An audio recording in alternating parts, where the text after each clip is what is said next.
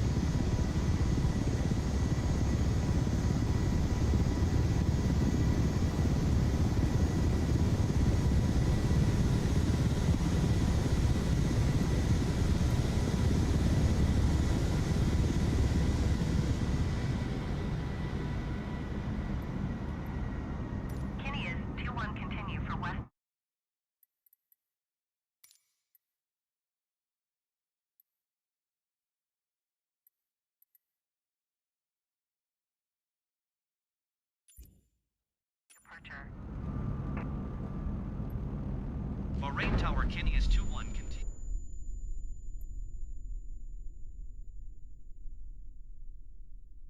Boeing 747, of course, we've got the Boeing 747-8 in Microsoft Flight Simulator, which absolutely everybody has got access to. And since, I think it was last June of 2023, there was an update, aircraft and avionics update 2, which came out and greatly improved the avionics capabilities of this aircraft, and it is so much fun to fly now. So we're going to be taking it for another spin as we head in South America out of Colombia. We're in Bogota today. Sierra Kilo Bravo Oscar. You can see it up top there. That's our departure airport. So we're in Bogota today, and we're going to be flying about 1 hour, 5 minutes, 1 hour, 10 minutes or so, around about that flight time, for a trip down to Ecuador today. We're going to Quito.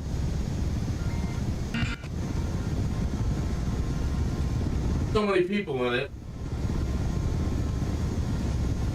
Good morning, afternoon, or evening, wherever you might be in time and space. Trying to get things set up here so we can do the Twitch community fly-in, but my God, it's lagging so bad. There's either too many people in it, or I'm not sure, but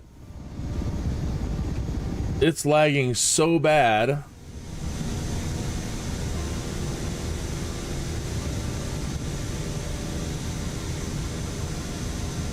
There's ornithopters everywhere.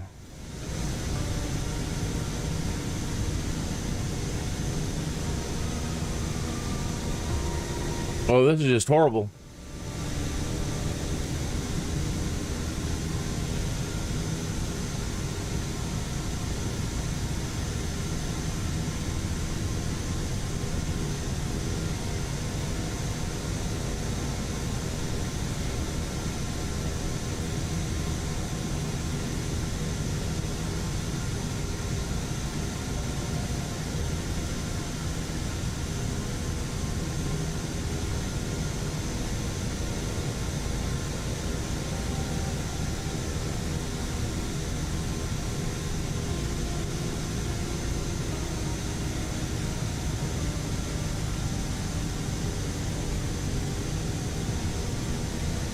I'll be with you in the chat in just a minute. I'm scrambling to get a bunch of things done here.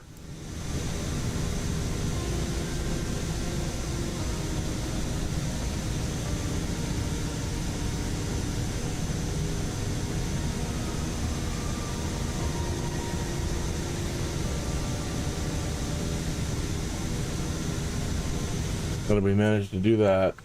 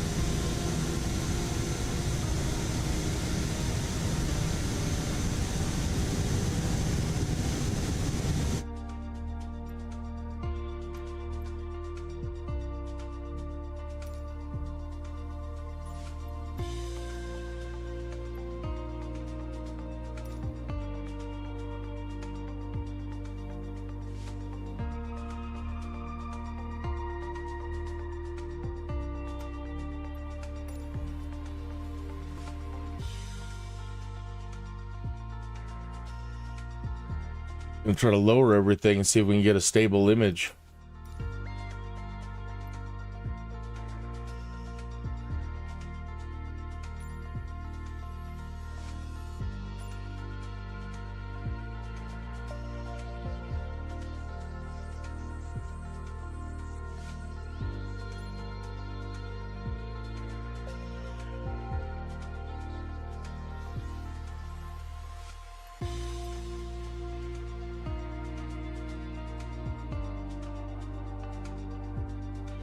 Even this is lagging on me.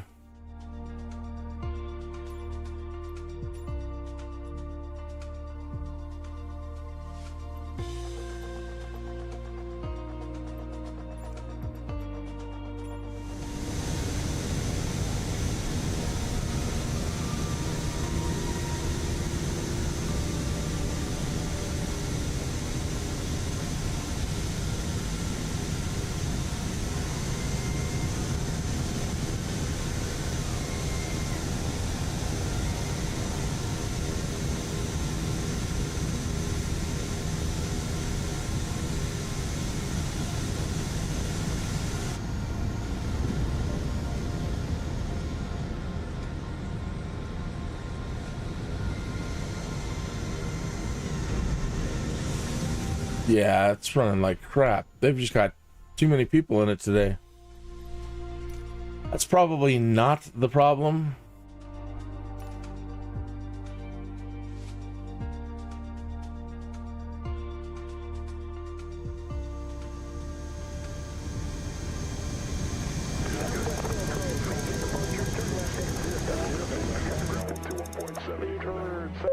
This stream is cleared for takeoff. Well, hello everyone, and a very good Friday to you. Happy Friday, happy Fly Day. Very special edition of Community Fly-In Friday today. Today, March 1st or March 2nd, depending where you are in the world, it is the global release date of Dune Part 2 from director Denis Villeneuve, Warner Brothers and Legendary Pictures. I was very lucky to see it yesterday. It is awesome. I cannot recommend it enough, especially if you like the first one, you will definitely like Part 2. And so to celebrate the global release of this film, today we are doing an ornithopter flight around the Middle East, specifically the Persian Gulf region of the Middle East. We'll talk a little bit more about why we chose this location as we get underway. And really excited for this one. I've had an absolute blast flying the ornithopter since the free Dune expansion released for Microsoft Flight Simulator a couple weeks ago. It has definitely become my favorite aircraft to fly in the sim. It's just so much fun. So super excited to use it on Fly-In Friday for the first time today. And as always, we've got some guest co-hosts. Very pleased to welcome back our regular panel of both Peter and SimTom. Welcome to you both. Thank you. Hello. All right. And Peter, Tom, you both flying the ornithopters today as well? Yeah, sure. Yeah. Yeah, We're kind of obligated to it, right? Yeah. Right. Right. In the contract. Yes. And then there's Peter in the cockpit view. Yeah. All right. Very good. Okay. So, as always, Fly-In Friday is an open event available to all players, all skill levels, all platforms. Doesn't matter how good of a pilot you are. This is a very welcoming, chill, relaxed, friendly community. So we would love to have you fly with us. Doesn't matter if you're on PC, Xbox Cloud Gaming. Everyone is welcome here. So in order to join the flight, you can type !fly in the chat.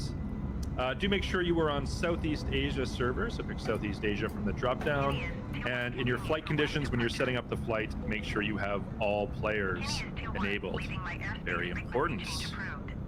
Ornithopter is optional. You know, we know it's not everyone's cup of tea. If you prefer to fly, you know, a more less science fiction, more science reality aircraft, that's entirely up to you.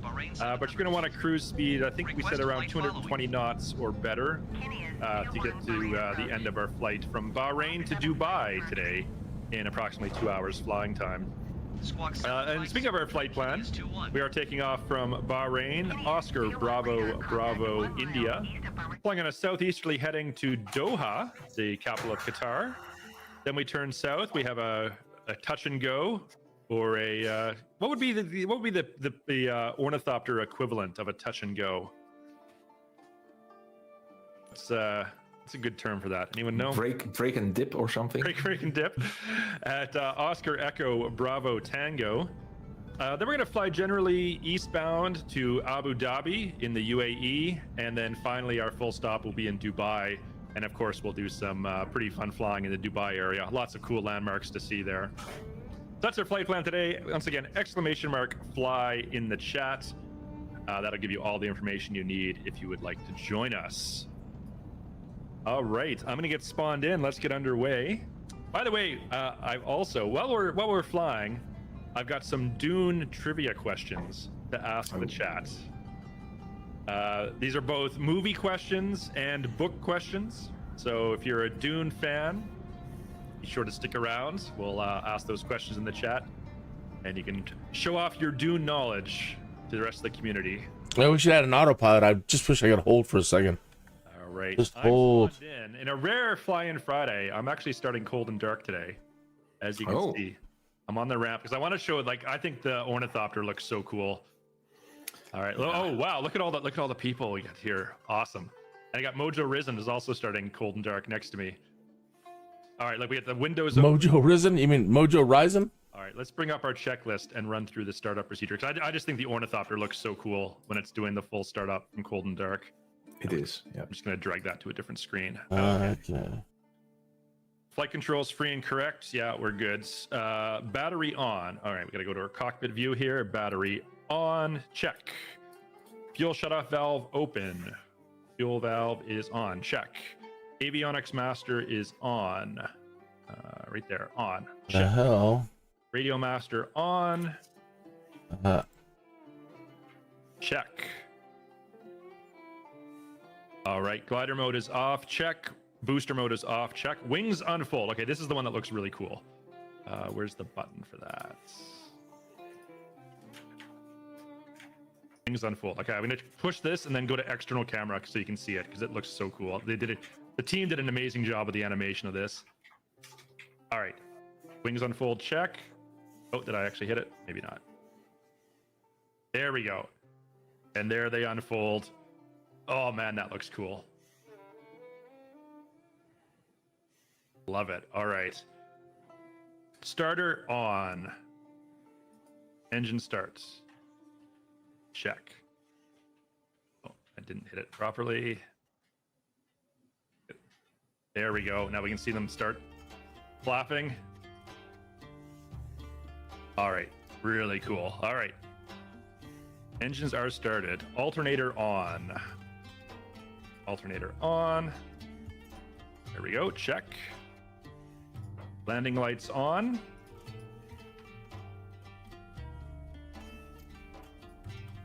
Check, and there we go. You can see them on the front of my Ornithopter. It would help if there would be actual symbols on those buttons, wouldn't it? Well, yeah, but then it wouldn't be alien. Text. You just have to look very closely to see it. Oh, wait. Yeah. All right, and now, of course, we do want to shut our doors. See, we got our doors open right there. So look around, both left and right door. Where is that button?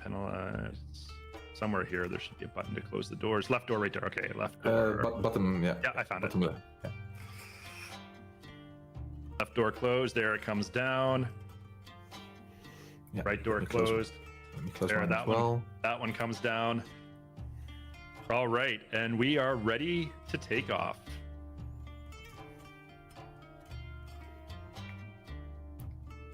Okay, everyone good to go? Peter, Tom? Oh, look at this. I got a bunch of Ornithopters hovering around me already. Love it. Yeah, I'm ready. Sure. Pulling. Okay, let's get underway then. We're going to throttle up. We are airborne. Gear retract. I love this animation too. Look at that, the gear retracting. And away we go. Departing Bahrain. Which, do we have any Formula One fans in the chat? We got the Bahrain GP is this weekend. So kind of coincidental that we're starting here. Just watch the qualifications. Or at least a summary of them. I try to match the weather conditions a bit with... I haven't seen the movies, but I think it matches a bit the style. Oh.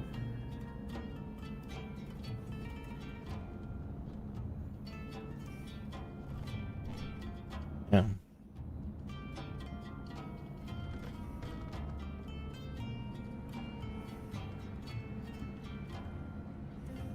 All right, I need to pull up the map.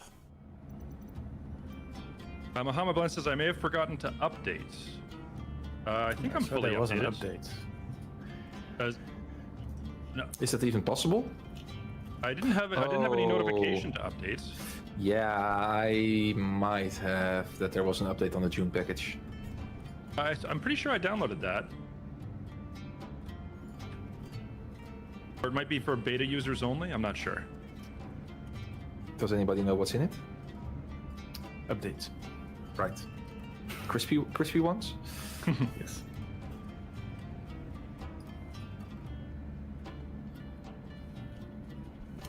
It feels weird to have to manually fly. I'm like, what is this? I know. Yeah, I know. Right. Where is the right? All right, I'm going to show you here. This is my favorite thing to do in the Ornithopter. So you can see I'm just hovering 10 feet off the deck, so low you can see my shadow in the water. So here's what I do. With full throttle, hit the afterburners and fly straight up, and then put it into dive mode immediately, and watch how much altitude I can gain. That's horribly inefficient, CD. Passing through 6,000 now. Okay, so around 5,700 it noses over. And then redeploy the wings. Oh, and I didn't redeploy the wings on time. Mistimed it. Absolutely. Mate. Oh, jeez. I've been working on that. I like to pull up like just in the nick of time. Usually I can time it right, but that time I got it wrong. Of course you do. Yeah, I'll try it again in a little bit. We'll get the timing on that better. I think I have a swarm with me. Let's see.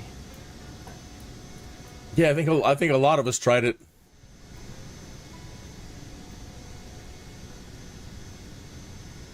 Playing a little catch up.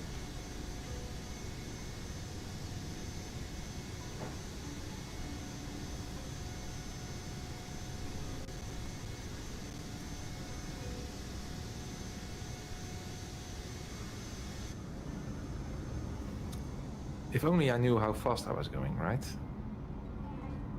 So there is a working altimeter know. and airspeed indicator. Can you read it? Wombi sent me a message to figure it out. So the top half is, I forget which is which. The top half is the altimeter and the bottom half is the airspeed indicator, or possibly the reverse of that. Okay, so the top half is now red and I'm flying really low, so I think it makes sense that the top half is the altimeter. Okay. And he gave me that gets calibrated like between the two extremes, between like 0 and I think he said 400 knots. Right. And then I think it's like 0 and 60,000 feet. I don't know if Wombi's in the chat today. He sent me all this information last week. Oh, hang on. Look at this. Look at all the ornithopters. Oh, this looks cool. That's a proper swarm. It is a proper swarm. By the way, chat, if you see anything cool like this, or if there's any, good comedic moments or fails or really awesome things that happen on the stream, be sure to clip those. As Jane mentioned last week, we are trying to make sort of like weekly or monthly highlight packages of all our live streams, and we're going to upload those to some of our different social platforms. So the moment you said that, I received a clip of you crashing into the water. Of course you did. All right, I'm gonna try to redeem myself. I'll do that again. So full throttle, straight up, afterburner, retract the wings into dive mode. So we went from about 1,200 feet.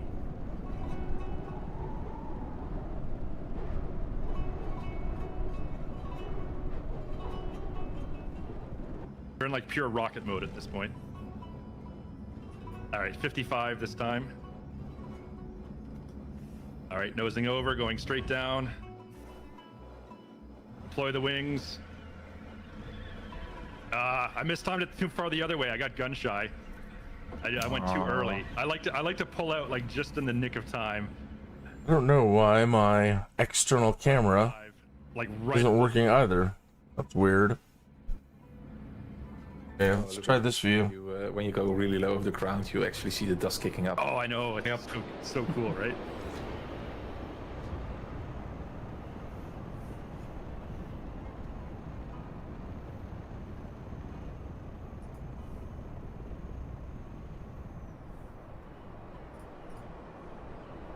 Oh, look at this. Oh, I was focused on changing the screen, and I was so low I touched the ground there.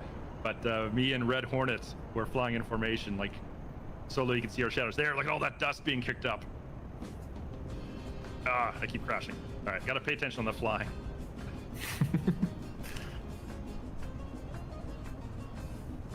Yeah, that looks cool.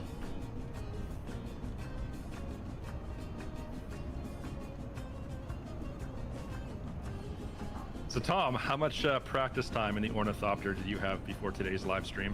I think about 20 minutes. What? Did you get a tutorial on how the dive mode works and the glide mode and the hover mode? I just did by experimenting, so...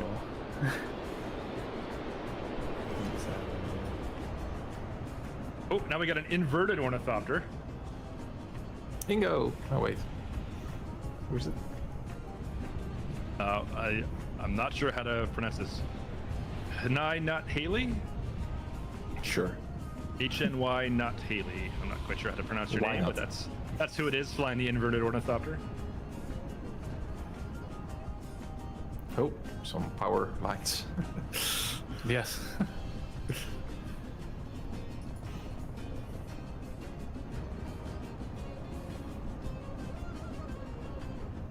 I see. Oh, Edarin is on my screen flying the Ornithopter today.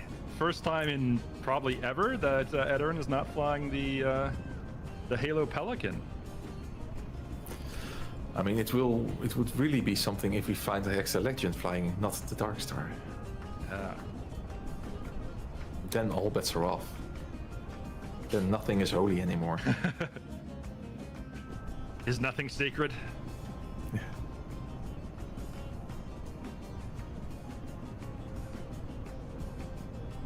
I love the Ornithopter though. It's too fun. I mean, look at this, how low you can fly. It's so... Yeah. And it feels so fast. I mean, it is fast, probably. But...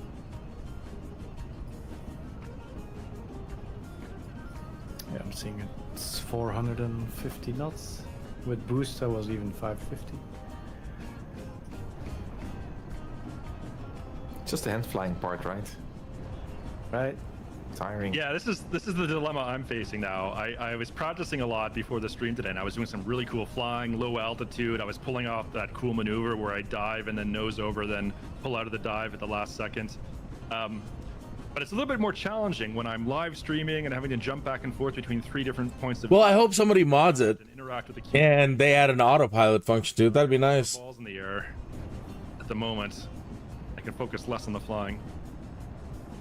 Keep upgrading it. For the 3rd movie, No... gotta do some more stuff. Oh, Rupelzoek 8 dust. F in the chat. Oh, F's in the chat. Oh. And he was so doing well. Oh, wow.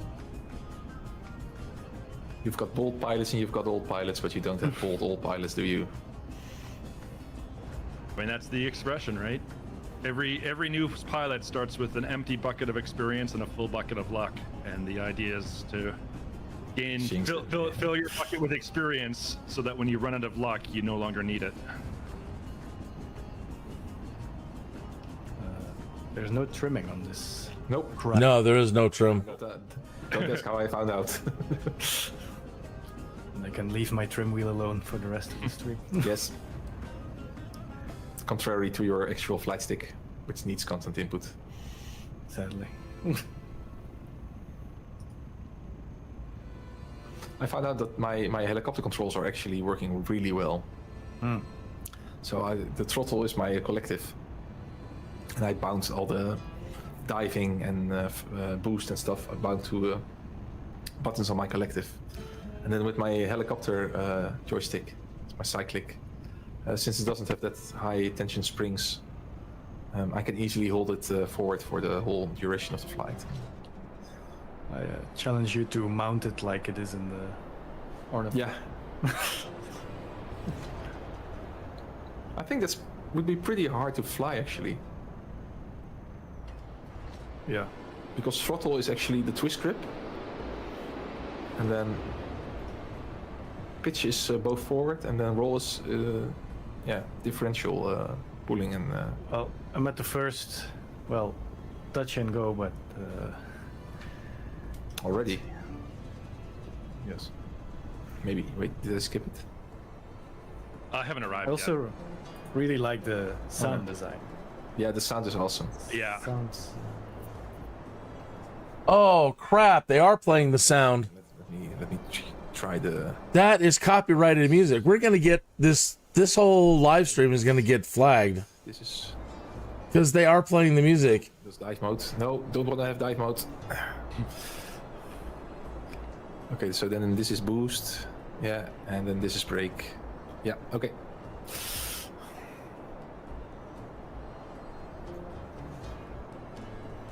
Oh, I have. All right, so let's talk a little bit about Dune and why we chose this region of the world, the Middle East, specifically the Arabian Peninsula. Ow. Or Where's the chat? I see what you were trying to do there, Peter. Yeah, and I F's failed in the chat. miserably. Yeah.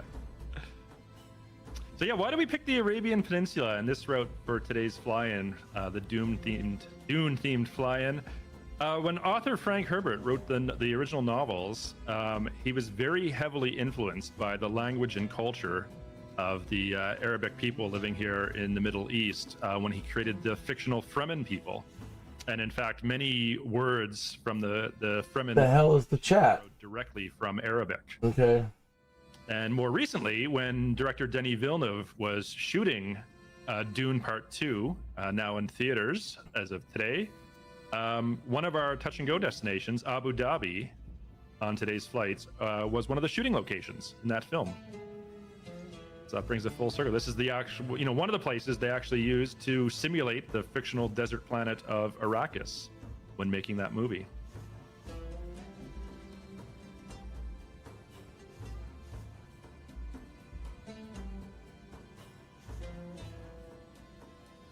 So I'm here at the touch and go. Okay. All right, I'm gonna try my cool maneuver again. See if a third time's the charm here. All right, full throttle, afterburner, straight up, retract the wings. Kinneas, we are not using Hans Zimmer's original score. We're using a royalty-free music service called Epidemic Sound. We are subscribed to this service, and we have full authorization and full rights to use this music live on our streams without a copyright strike. Oh, no, I timed it wrong again. F's in the chat. Sorry about that. It was my mistake that caused you to. Well, they caused you to crash, but you answered our question. Okay, they're not using copyrighted Hans Zimmer music. Here's landing really nicely. Oh, Ingo is here. Hey, Ingo. Nice to see you. Oh, that's... Well, they're... See, that's the thing, though. They're using royalty-free music, and hopefully our streams will also not be subject to it. I mean, they're paying for it, but I don't know that we're going to get away with it. Wombi's here, says, love seeing the Xbox podcast with Jorg about the Ornithopter. He's so enthusiastic. Yes, if you missed it, on the official Xbox podcast, which you can find on YouTube and other platforms, the panel did an interview with Jorg yesterday, talking about the Ornithopter and bringing it to Microsoft Flight Simulator. So check that out.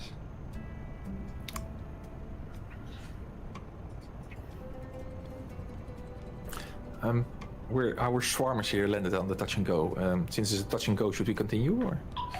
Yeah, go ahead. I'm about to arrive there myself.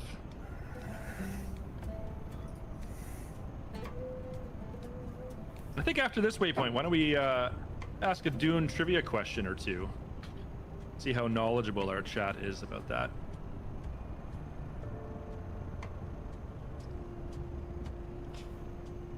The answer is Thupher Howitt. Whatever the question is, the answer is Thupher Howitt. I don't know. Is this Doha? Where we? Gurney Halleck. I can't remember. Where's that? Yeah, this is Doha, right? Oh, I lived in a desert for 1 year in the Mojave Desert, outside the gates of China Lake Naval Weapons Center. Is taking off. In Ridgecrest, California. Is also underway. And the year that I was there was the hottest summer. Still approaching the airport. I'm gonna do a high speed buzz of the tower here, which I have in sight. The highest heat record during the summer that I was there was 113 for a week straight. There's nothing you could do but be miserable. Nothing.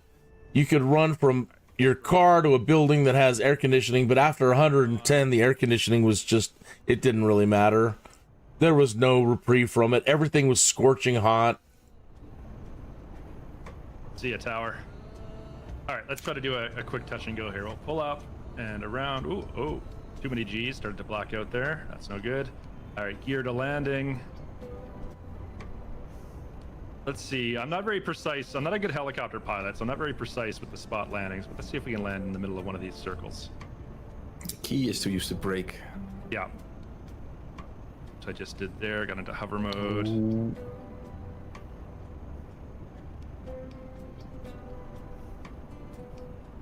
Actually, this is not looking that bad.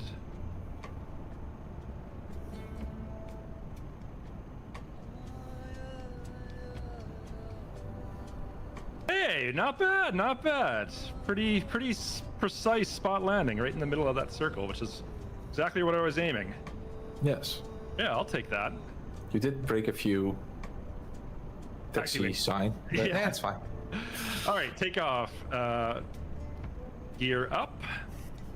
And now we're gonna fly slightly southwest to our next touch and go.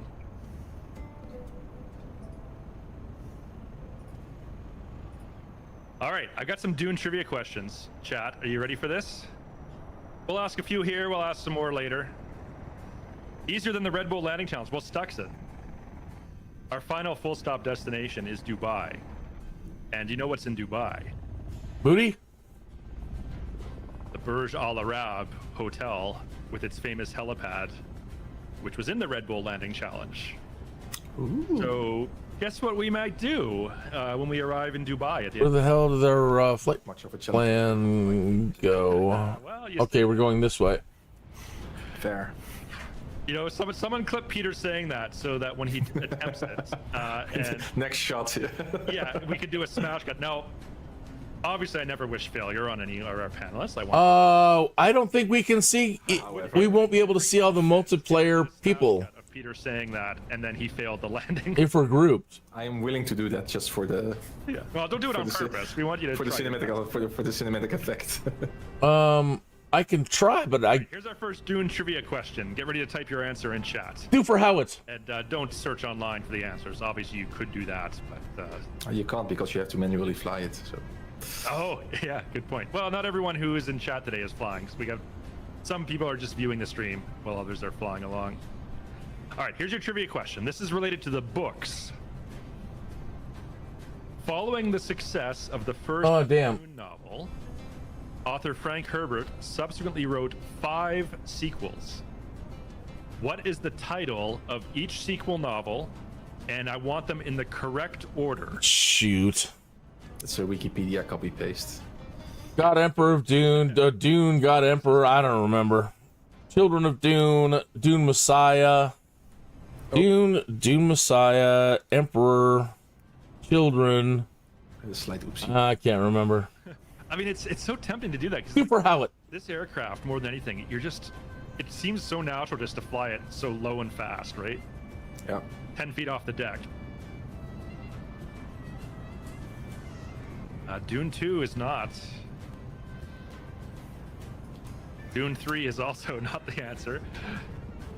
They all have titles, not numbers. So the first novel is Dune, and then the 2 movies that Denis Villeneuve made, Dune God 1 Emperor. and Part 2, those are both adaptations of the first novel. So he split it into 2 halves. He's already announced that he's making the 3rd film, which will be, or a 3rd film, which will be an adaptation of the 2nd novel. which we've got in chat there. Dune Messiah is the correct answer. Goblin Zeus has got most of them, missing one though. So Dune Messiah is book 2, Children of Dune is book 3, God Emperor of Dune is book 4, Heretics of Dune. Ah, Heretics. I didn't know about that one. And then we just need Dune Messiah. Is the last one we're waiting for now. I thought it was Messiah. I don't know. Yes, Chapter House Dune. That is correct. Is it really? Book 6. Empire Strikes Back. Yeah, close but no cigar. Empire Strikes Back. So yeah, so Denis Villeneuve in the press tour to promote Dune Part 2, he's confirmed that he will be making a third Dune movie, an adaptation of the second book, Dune Messiah. But he said that for him, as a director, that will be the end of his Dune filmmaking journey. But he said if another director wants to continue the saga after, Steven Spielberg, he would give them his full blessing to do so. should let somebody like Cameron, somebody big. And if you're a fan of the books, kind of Dune Part 1 and Dune Part 2, so Dune, the original novel, and then Dune Messiah, those two, they kind of form a self-contained story. It's basically the story of Paul Atreides, played by Timothée Chalamet in the film, and then the subsequent novels deal with like future generations, spread like literally thousands of years in the future after the first Dune novel. So you know it's a good natural endpoint. Oh, Peter, we just lost your stream. Yeah, I pressed a keybind. And now you're looking at your desktop. I didn't like that very much. I think it's the like mixture access number 3 up or something. It's very specific. Yeah, because that's bound to my searchlight controls on my. And so I pressed that by accident, and somehow it didn't. Or is it? Oh, it might actually be rotor trim. Up or down. Anyway, crash. All right, Goblin Zeus says, I read them all, even the books from his son. Yeah, Brian Herbert is Frank Herbert's son, and Kevin J. Anderson. Yeah, so here's what happened. Frank Herbert sadly passed in the mid-'80s after writing Chapter House Dune. I think it was like a year after that book was published. Frank Herbert died. But his son, Brian Herbert, found a bunch of his notes in his writing room of what he planned to do in future Dune novels. And together with science fiction author Kevin J. Anderson, the two of them have subsequently wrote many more Dune novels together. I have not read any of those ones myself. I'm just familiar with the original Frank Herbert books. I wish everybody could fly in tighter formation. Another trivia question. This one, you actually don't even need to know much about Dune to get this one. But it does, of course, relate to Dune Part 1 and Dune Part 2. The cast of the films includes actors Zendaya, Oscar Isaac, Josh Brolin, Florence Pugh, Stellan Skarsgård, and Dave Bautista. All of these actors have previously appeared in what other popular franchise? Marvel Cinematic Universe. I don't think I can accept that as the right answer. You're on the right track, though. The Avengers? The Avengers? Yeah, Avengers, Marvel. We'll take that. Yeah, MCU. That's sort of what I was looking for. Yeah. So Zendaya, of course, played MJ in the Marvel Spider-Man ones. Spider-Man Homecoming, Spider-Man Far From Home, and Spider-Man No Way Home.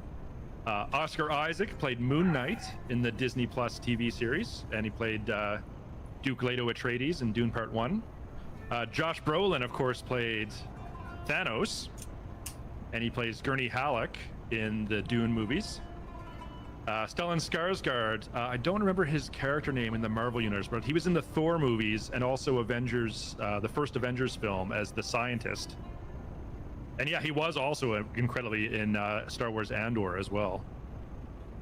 This was, by the way, a complete shot in the dark. I haven't seen any of those series and /short movies. Yeah, and then he plays Baron Harkonnen in the Dune movies. And Dave Bautista, of course, is Drax from Drax the Destroyer from Guardians of the Galaxy. And he plays the Beast Rabban Harkonnen in the Dune movies. Quite a lot of overlap between the Marvel series and Dune parts 1 and 2. Oh, looks like Peter, you're loading back in. Let me know when we're ready to switch back to your POV. Yes, the moment I'll be back, I'll give a sign of life.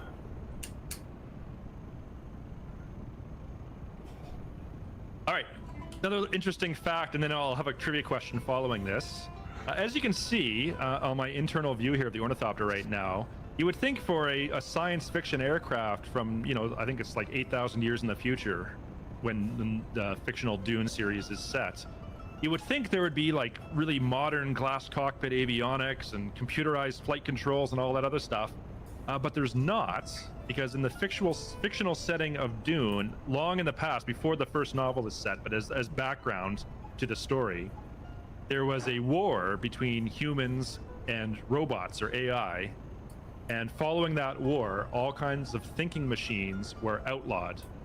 And so the setting of Dune is surprisingly kind of low tech for a far-flung in the future science fiction series. So there were no computers. There were no... So it doesn't matter which science fiction future we look at, man. We're always getting into it with the AI. Kind of view of our future. Possibly. Currently, in that time. Always. So There's never one where we have a great outcome with AI. humans who are enhanced to have much more greater computational abilities through their enhanced brain power. What's Like- the term given to these human computers in Dune? There's a specific term they use. Yes, it's Aris has got it. Yeah, the Mentats. Super Howard. Goblin Zeus knew that one as well. Quite correct.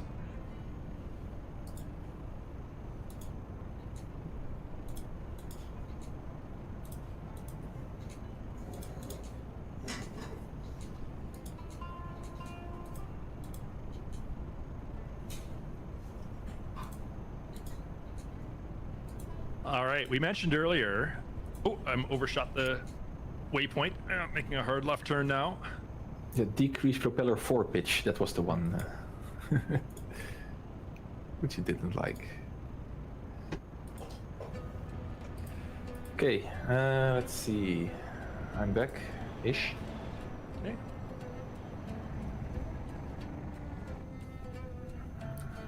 Get some fuel in, and then I'll boost myself back to you guys. Tuscan has an interesting trivia fact here.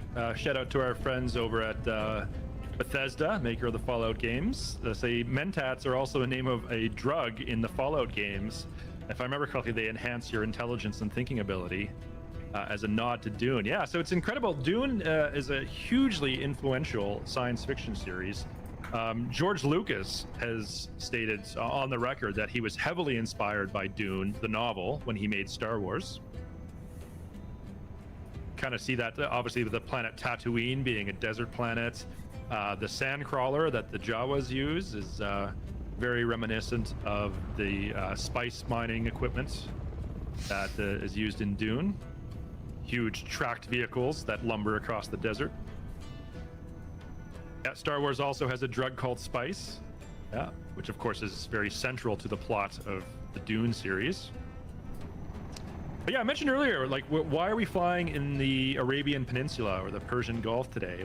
I said that when Frank Herbert was writing the novels, he was very heavily inspired by the Arabic people, culture, and language when creating the fictional Fremen people. And in fact, he borrowed several words directly from Arabic, or loosely inspired by Arabic, when creating some of the fictional words used by the Fremen people, including this one, which is our next trivia question. What is the name that the Fremen people give to the giant sandworms? Spelling doesn't count on this. If I can sound out your answer correctly. Shai Hulud?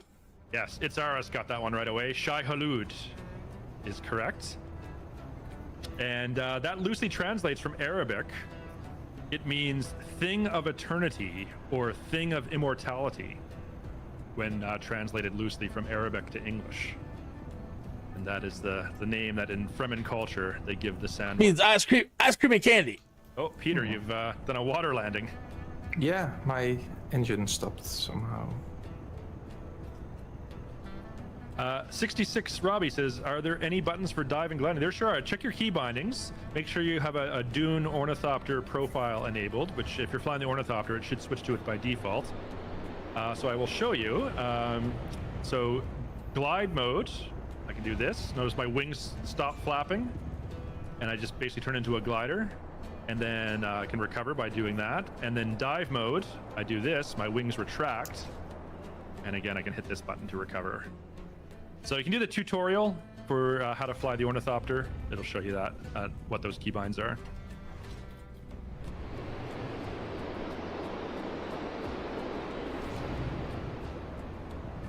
Tom, once again, skimming the deck, as one does when flying the Ornithopter. Yeah. I'll cheat a bit using slew mode. 500 knots. Right, I'm flying over an airport. I'm not sure. Is this a touch and go? No, it's not. In fact, I've veered off course. I have not been paying attention to my navigation. I've been too focused on asking trivia questions. Let me get back on course. That's interesting. Slew mode in the Ornithopter is a lot slower than normal slow mode. There should be a hotkey to increase the speed of slew mode, if My pipe broke today. I remember correctly. But usually I have it full blast forward, and then it goes like Mach 7 or It something. fell off the desk Now it only goes ever so slightly quicker. and blew up. So I need to get another So yeah, pipe. I saw Dune Part 2 yesterday. Pretty awesome. I'm going back to see it again, but on an IMAX screen on Sunday with a different set of friends. That'd be nice. I'd like to go check it out in IMAX. It's fantastic, so I can't wait to see it on IMAX. And I had to say, you know, I'm not going to spoil anything you haven't seen, although obviously it hews very closely to the original novel, so, you know, it's be spoiler for a nearly 60-year-old book at this point. The filmmakers really lean in hard to the religious overtones and themes around religion that was very much present in Frank Herbert's novel. Much more so, I thought, than Dune Part 1. They really emphasized that in Dune Part 2, which I thought was pretty cool.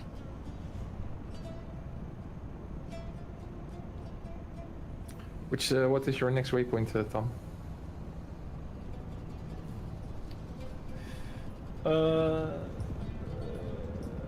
I think Oscar, Mike, Alpha, Mike. Oh, mama. Oh, mom. Oh, mama. Yo, mama. Okay. Or Oma, probably. Oma. Mom. Oh, crap. I hit the ground. Oh, no. Oh, no. Lots of cool Ornithopter shots in Dune Part 2 as well, which, of course, I really enjoyed seeing that. So I don't have slew set up, which would be a hell of a long slew anyway. So we're going to have to go to the nav log. Ah, crap. That was a dumb thing to do. In slew mode, Peter? Yeah. You check your keybinds. I believe there is a command that it may be unbound on the Ornithopter profile, so you may need to check it out. Yeah, but I have my own profile. Okay. Well, I can check nevertheless, of course. Slew, you said, right? We got a couple of our Japanese community, Mahama Blend and Chibi, are flying in formation behind me. Nice to see you both. Konnichiwa.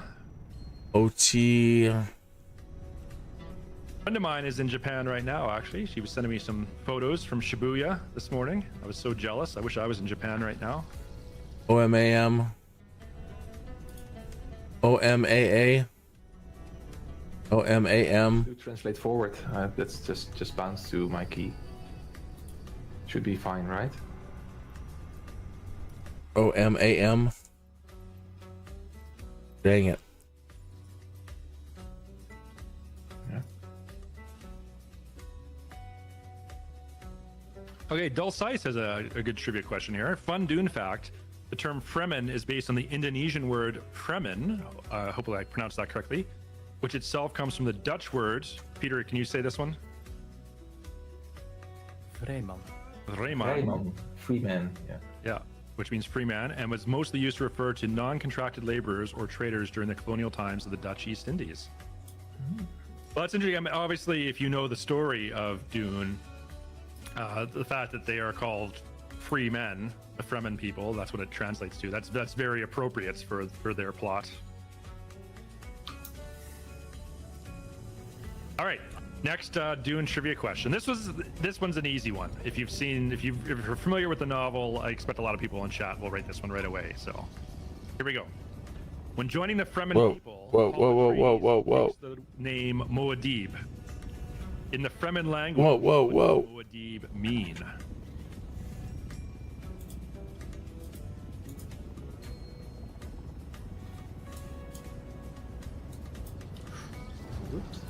Anyone know that one? Desert mouse says it's ours. You're I was gonna say the mouse. You're half right on that one. It's the little cute guy with the huge ears. Yeah, it is. Usul. Not sand mouse.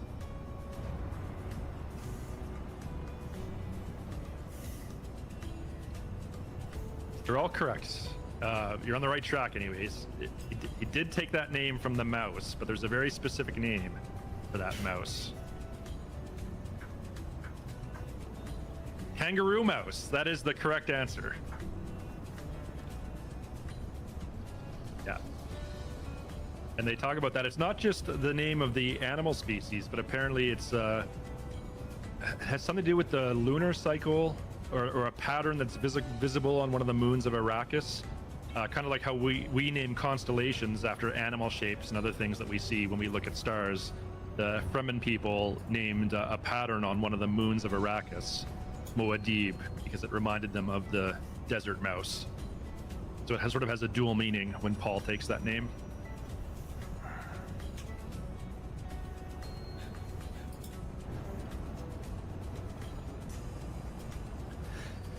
I love Dune way too much. Yeah. I haven't seen any of the Dune movies. I do like the soundtrack because last year I went to a live concert from Hans Zimmer. Nice. Part playing the Dune tracks. It was really nice.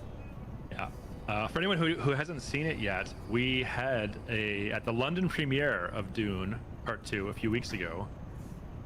We had a life-size mock-up of an Ornithopter cockpit powered by Microsoft Flight Simulator, and Jorg was there showing it to some of the cast and crew. Timothy Chalamet flew it, and Hans Zimmer also flew it. So the Academy Award-winning composer of Dune Parts 1 and 2 actually flew the Ornithopter in Microsoft Flight Sim in a life-size cockpit. That was at the London premiere. Wow. And if you happen to be in London or New York yourself, those life-size cockpits are available at the Microsoft Experience Centers in London and New York. So anyone can give them a try. If you're in London or New York, just stop by the Microsoft Experience Center and check it out yourself.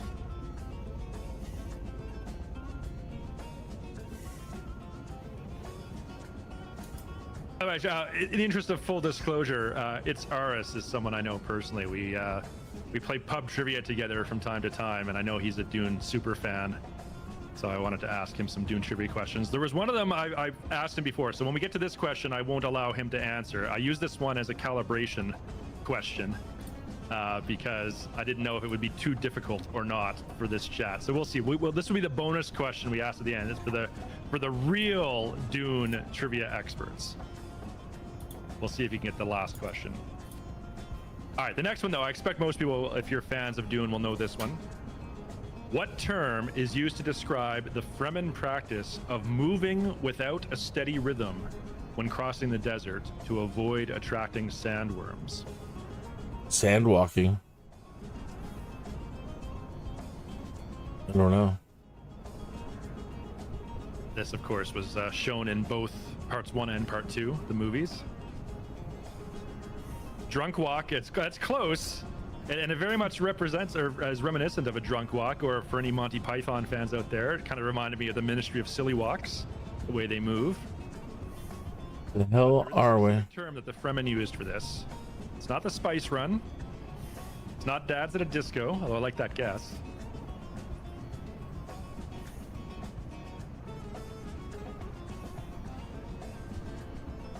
What an interesting place.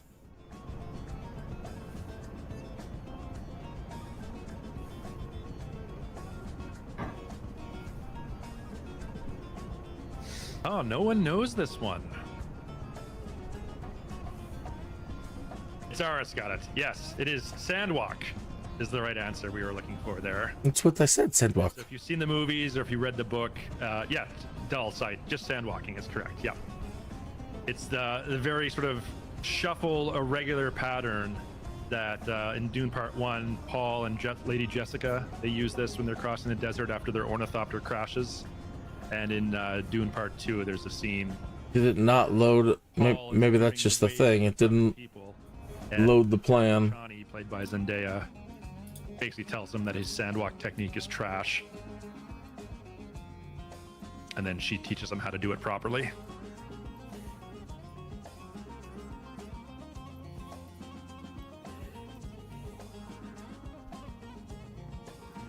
Okay, I'm back on track. Not me.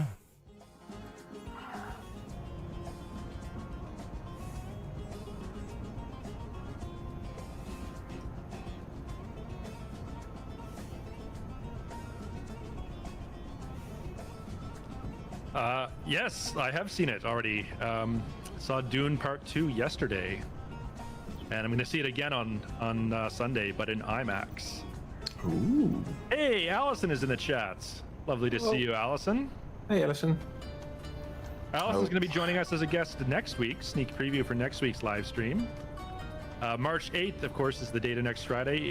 It is both International Women's Day and it is the centerpiece of Women in Aviation Week. So we got a pretty kind of a special, unique live stream planned for that. More details to come, so stay tuned. So what I think it did is it blew out the flight plan. Allison is going to be one of our guests of several that we have appearing on next week's live stream.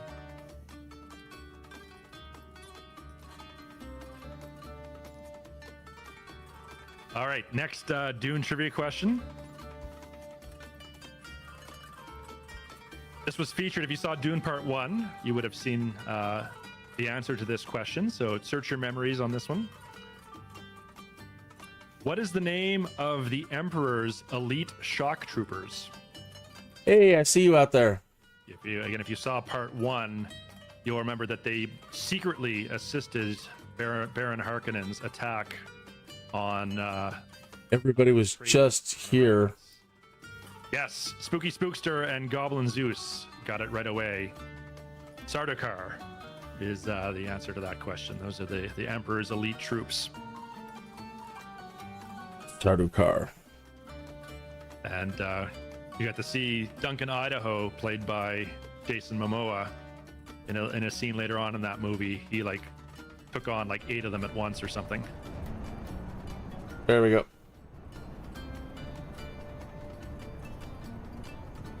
I love this. Look at this. Several of us flying together, low altitude, kicking up sand. Yeah, I lost my my Pierce.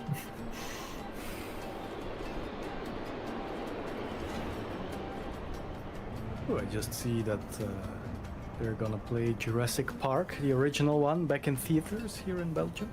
Oh, are they? So I might actually go watch that. Okay, is this a hot take or is this the accepted conventional wisdom?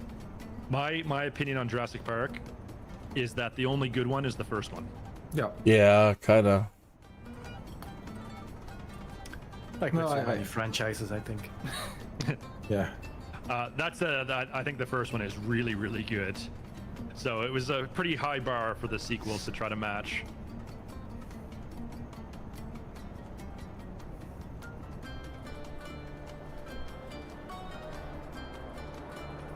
Inquest says the second and third are fun, but not necessarily good. Yeah, that's probably a fair assessment. That's usually what Inquest does. JD's Movie Hole says, no, most of them are good. The third was bad. The first one was very good, but it's looking dated now. Well, Yeah. point. It was pretty revolutionary when it first came out. Everybody was just marveling when it first came out. Years old at this point. Right. And Let, still let, holds let up. that sink in. I feel old. Jurassic Park came out 31 years ago. I was 10. Yeah, I was 13. I was old.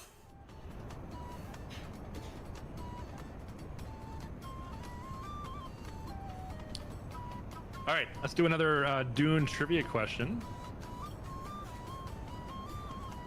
Settlements or enclaves of groups of Fremen are known by what name? Again, this was a term Siege? obviously in the book, but it was said in the movie a few times as well. You've seen it? Siege, right? And Both part 1 and part 2. Yeah, Droid Hacker has got it. A siege. Siege. That is the term given to a enclave of Fremen people where they live sort of in rocky settlements in the desert. Was there a point of interest CD on the route cornering? No, I just did that so we stay flying over the desert rather than over the Persian okay, Gulf. Again, for a Dune-themed flight, I thought it seemed more appropriate that we fly over sandy desert terrain rather than the Persian Gulf. I agree. Yeah. And the original Jurassic Park was released closer to the moon landing than we are now. And we are That today was only yes. closer to Jurassic Park. Yeah. Because that was only 24 years difference. Now we're already 31. Oh, Tom, why are you saying these things? Oh well. I mean, we had a moon landing. To make you feel older than you are. That's true. Last week, NASA. Kinda. Kinda. Well, I mean, it landed. Crash landed, but it landed. It was a Kerbal landing. Yeah. yeah. For the first time, the United States landed a spacecraft on the moon. The first time in over 50 years. Last week. If you saw the news, it did land. It's still functional. It tipped over. Tipped over and collapsed Yeah. on landing. Yeah. I don't believe it. This is why remove before flight stickers are important, folks. Apparently, before they launched the spacecraft, someone on the ground forgot to flip a switch. That would enable. Was it the laser altimeter or something like that? An instrument that would be useful in landing. Imagine being that guy. Anyone know the details on that? That would be me. To use I'd be the guy that would do something stupid like that. from NASA because theirs was enough. Hey, you turned the switch? No, I thought you would do it. No, did you? No. Yeah. Damn it. Follow your checklist. Folks, this is why checklists are a thing. You know, everyone is susceptible to forgetting steps every now and then. So always follow your checklist, even if you're doing like I'm assuming multi-billion-dollar moon landing project. At least hundreds of millions, probably, right, for that program. Oh yeah, at least. Yeah. Maybe someone forgot to put it on the checklist. Quite possible. Ooh. Maybe they need a checklist for the checklist. Yeah. It's coming up to a POI. Oh, that does look like a POI. Looks like a mosque. Yeah. Now, are you in Abu Dhabi now, Tom? Good question. I think we are. I am. Oscar Mike Alpha Golf. Is that an airport in Abu Dhabi? Yep. Abu Dhabi. It is? Yep. Yes.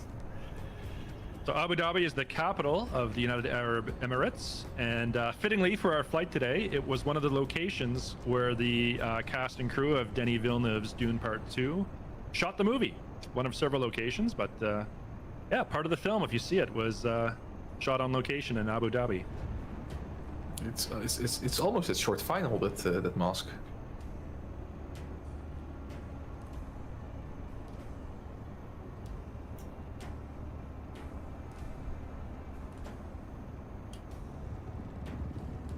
I'm hovering in front of it. Yeah. Look. Englewood is saying this is the largest mosque in the UAE. It is pretty big. Totally unrelated to Dune, but kind of appropriate for, hovering in front of a mosque. As I mentioned, It's Ours and we play in a pub trivia team together every now and then. And a couple nights ago we were playing, and one of the questions was, and I'll ask this to chat, see if anyone in chat knows it. How many times per day do Muslim people bow down towards the direction of Mecca to pray? Englewood already, before I even finished asking the question, Englewood already knew the answer. Yes, it is 5 times per day. Lumpy Emmett knew that one as well.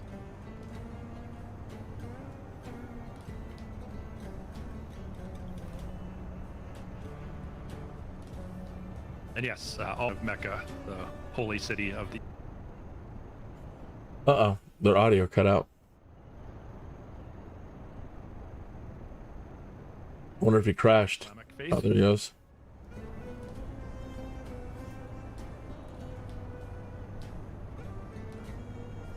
Okay, it's time, folks. So I've run out of Dune trivia questions. This is the last one I've prepared. This is the one that I tested this one on It's Ours because I know he's a huge Dune super fan, and he did not know the answer to this one.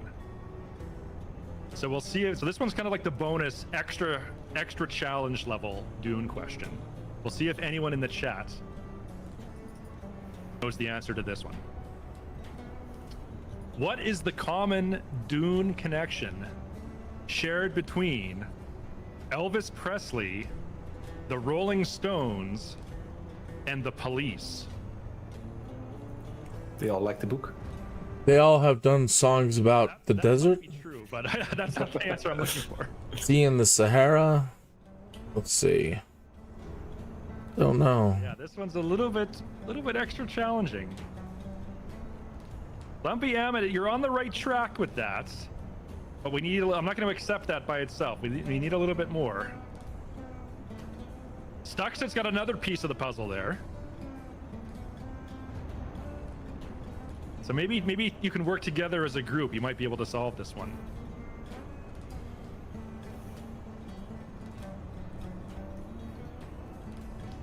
So Elvis Presley, the Rolling Stones, and the Police all share a common connection to Dune. And what is it?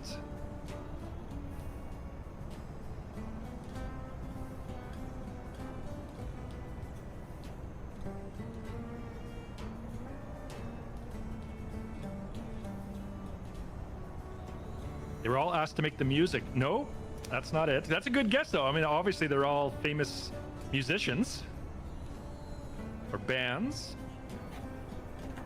but that's not the answer we're looking for. British accent speaking people. I don't know if Elvis had a British accent.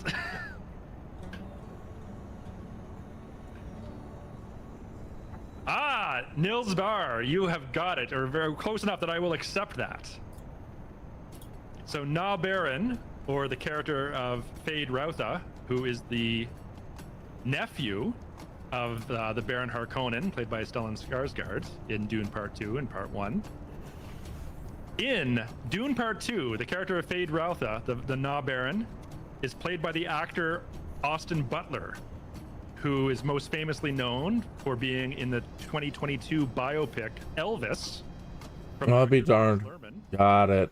And he played the title role of Elvis Presley in that film. In the 1984 adaptation of Dune by director David Lynch, that same character of Fade Routha was played by the musician Sting from the band The Police, and of course a solo artist after...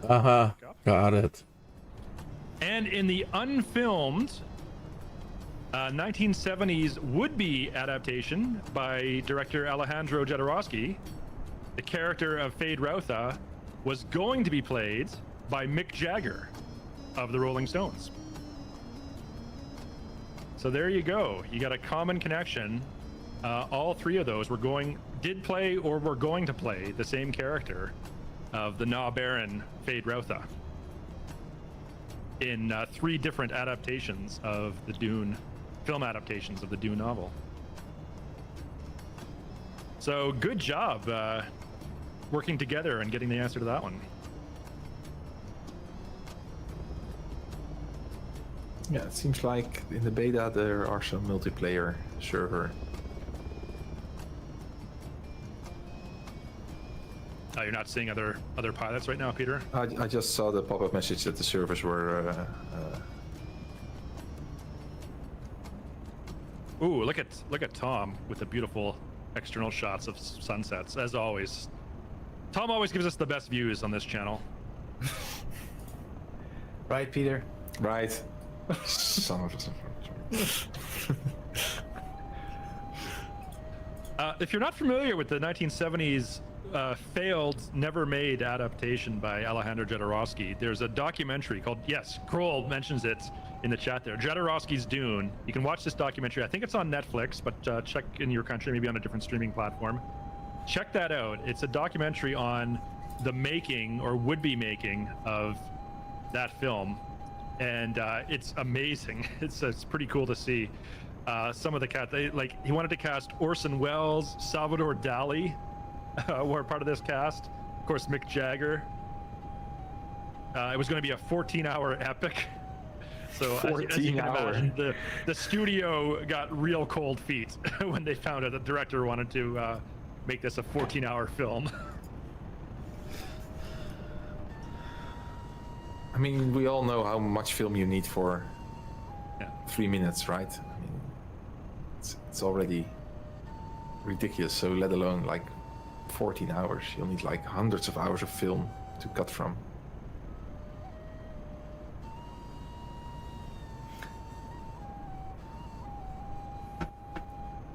I wish I knew what the main group was. I know that they had mentioned Abu Dhabi a while ago. The form of land, an island. Artificial. Yeah, seems like I was really oh, you were gunning going it. I full haven't even speed. got to you're already at at the Dubai end. already. Yes. I haven't even got to Abu Dhabi yet. Okay, so he'll be here shortly. I'm just taking off from Oscar Mike Alpha Alpha. Yeah, that is the famous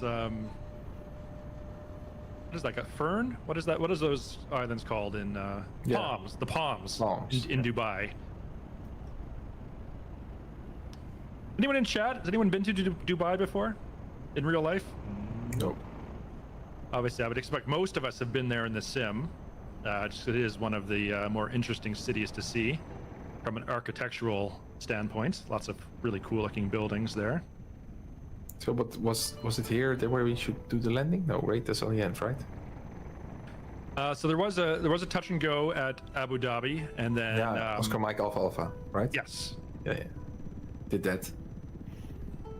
Shannara said had a vacation on the Palm in January. Oh, so you were just there, just over a month ago. Oh, that's really cool, Shannara. So I've never been to Dubai myself. I think what I might do, I don't think I would want to do a vacation where I go just to Dubai. I think what I would like to do, though, is have like a 48-hour layover in Dubai while I'm going somewhere else. And just spend like 2 days in Dubai. Of course, it's a big hub for, I think, Emirates. It's one of their major hubs for their airline, so you can get almost anywhere in the world from there. So if I'm traveling somewhere else, plan my trip so I spend like 2 to 3 days as a layover in Dubai. I think that would be a good way to see it. My parents did, I think, an interesting way of seeing Dubai. They did a cruise there. So they started. Oh. They did a week cruise, went to Abu Dhabi and all the, the cities there, and then came back for another day. I haven't looked it up because I'm going to assume it's way out of my price range.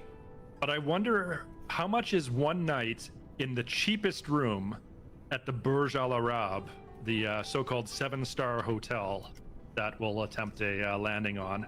And go, it says $700 for one night. That's actually kind of reasonable. I mean, I wouldn't stay there for a week, but for one night to have, have a really cool experience. Compared to a normal hotel in Hong Kong, it really isn't that much. That's much more expensive.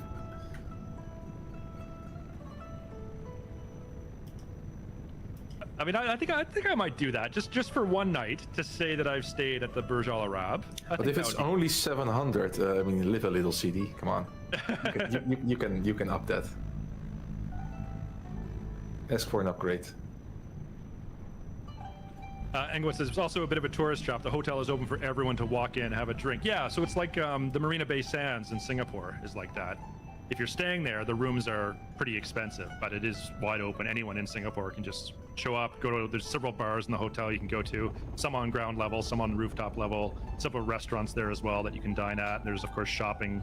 It's a huge shopping mall there as well. All of that is open to the public, whether you're a hotel or guest or not. I'm attempting the landing. Oh, okay. Almost there. Oh, there you are. You're at the Burj Al Arab helipad. All right, Tom, can I make a request? Can you back up? Because I wasn't on your point of view. Can you do like the whole approach and landing, and we'll get the... Oh! Well, yes, I'll do it again.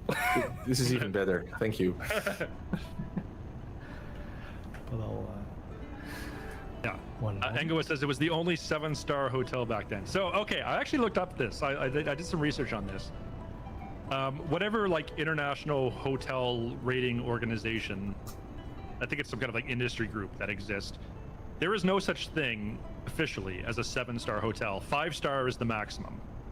But the marketing team at the Burj Al Arab, they wanted to distinguish. They said this is when they built this hotel, they said it was so much more luxurious and so much more opulent than any other hotel that has ever existed before, that they skipped 6 stars, and their marketing team claimed this is the world's first 7-star hotel. It's a full 2 stars better than a 5-star hotel. It does sound a bit like that their speakers go up to 11. Yeah. Spinal Tap. That does sound a bit like Spinal Tap. It's got one more. It's one better. Yep.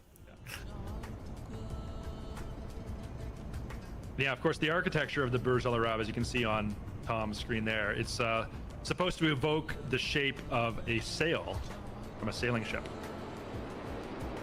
You can see that, the mast, and then the unfurled sail. I'll try again. Alright, we are currently pressing the palm spring here. Let's do a quick flyby. All right, very quickly check Peter's point of view, then we're going to go back to Tom to see his approach and landing.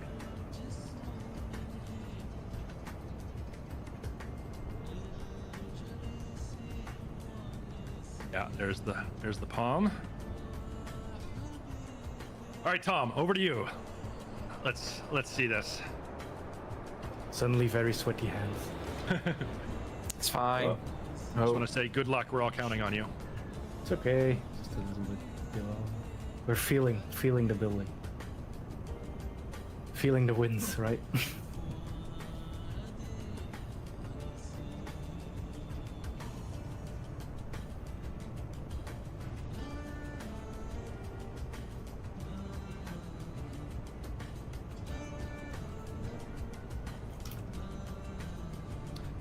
Elio Del Ferraris says, can I get this game for free? Well, not quite free, but if you're a subscriber to Xbox Game Pass Ultimate or PC Game Pass Ultimate, so choose your platform, Microsoft Flight Simulator full version is included with that. It's not like a limited trial version or anything like that. It's the full version.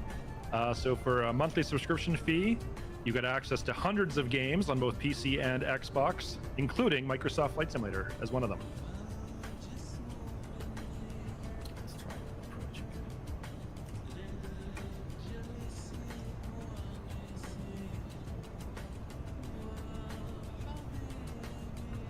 I'm almost there, Tom. Yes, you'll have to take it over from me. It's the pro helicopter pilot. Oh yeah, no, yeah, sure. Just put all the pressure on me.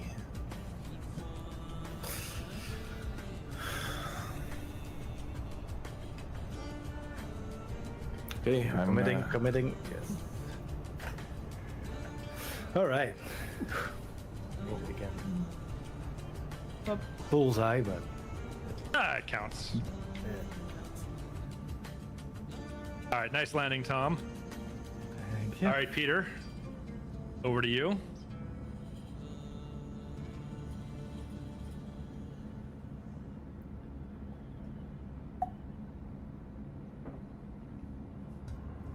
A lot of point of interest over there. Several cockpits. whole place is laden.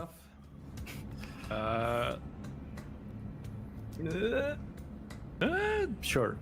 I think more accurate than Tom. Let's see the It's closer view. to the center. Wait, let me. How about now? How about now? I mean, come on. Be like that. Come on. This is okay.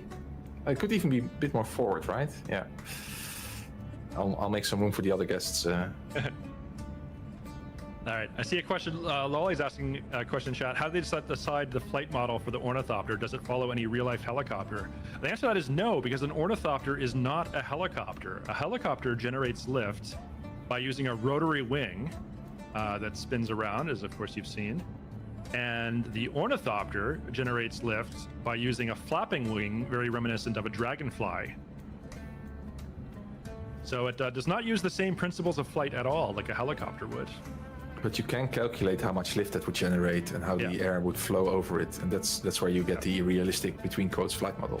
Yeah. So we posted in our weekly developer blog last week. We posted a interview with a professor of mechanical and aeronautical engineering from Cornell University, talking about the physics of dragonfly flight and how it applies to the ornithopters from Dune, which of course, as you can see, are very visually inspired by dragonflies. And it's about a half-hour video. I was fascinated through the whole thing, just listening to the physics and the engineering principles that go into this. Now, it is science fiction. I believe someone in chat can correct me if this is wrong, but I believe there are right now real-life drones that fly like an ornithopter would, using flapping wings. But they're very small, very lightweight. Obviously, they do not have the payload capacity to carry a human. They're like little tiny drones. They probably don't even have the payload capacity to handle like a camera, like the drones that Tom flies. So the science is sound. It is proven science that works. Yeah, and I'd mentioned that before, Mike. We had one in the hangar I worked in years ago. Yeah. So where it's science fiction, where the Dune Ornithopter in Microsoft Flight Simulator and of course the movie is a little bit science fiction because the technology is not there yet. I don't believe we have access to metals or alloys that are both lightweight enough to make this kind of flight, Can handle those vibrations, but also strong enough to be able to withstand the intense forces of the very fast flapping, the beats per second required to generate lift for the Ornithopter as it flaps its wings. Yeah, the acceleration values are way too high. Yeah. So it's a matter of overcoming, strength and weight limitations. But the engineers and scientists, they absolutely know how to make an ornithopter work. We just don't have the material technology to be able to create it in the year 2024. But presumably, far flung in the future, as metallurgy science advances, we will have that technology, and we will be able to create ornithopters that could have useful payloads and be able to carry humans and so on, as we've seen in the movie. Do you want to crash for the for the short CD? I mean, if you want to, it would be good content. Everything for the content, right? Yeah. Here we go. Someone be sure to clip this, please. Oh wait, I actually. Aggressive. Oh. You almost actually did it. I actually almost nailed it. Oh well. Oh well.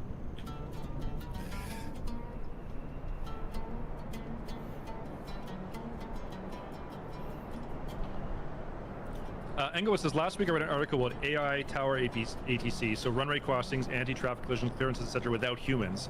I can't imagine that, but who knows? I actually think, now the catch is it's got to be programmed and tested and certified to an extraordinarily high level of safety.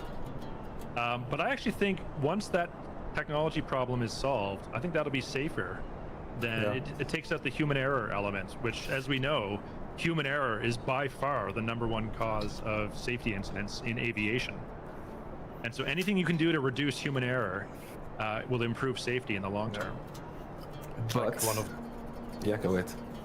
No, it's like one of those projects where they want if every car is self-driving, they'll all talk to each other, and there will always be a green light everywhere. but they're just at that speed so that everyone just, you know, maybe crosses 30 centimeters from each other, but they won't crash. Yeah, there's a very cool visualization of that, Tom, on YouTube. Yeah. You've probably seen it. Yeah. But I think these kind of solutions won't be AI based, but rule based. Yes, I would probably agree with that.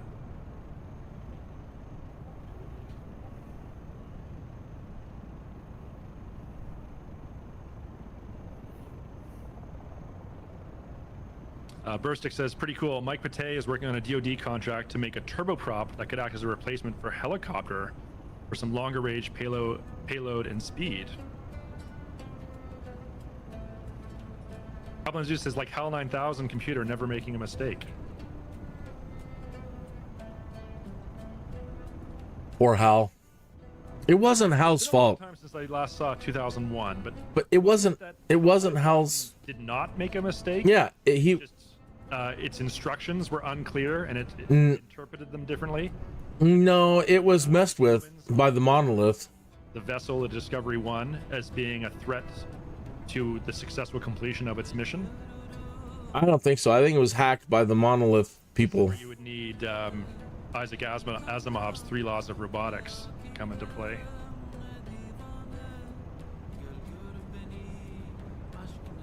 I thought they ended up by 3,000 determining. The winds here. Oh, so there's that palm thing we're talking about. So that's where they're already at. Like I'm steady, and then suddenly, oh, Yeah, and there you left go. or right Yeah. without input. Let me get up high enough so we can have a really good look at this thing.